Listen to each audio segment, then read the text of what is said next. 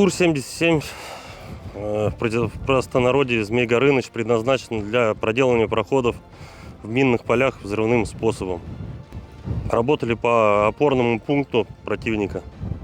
То есть не минные поля разминировали, а конкретно забрасывали на опорный пункт. Производим пуск.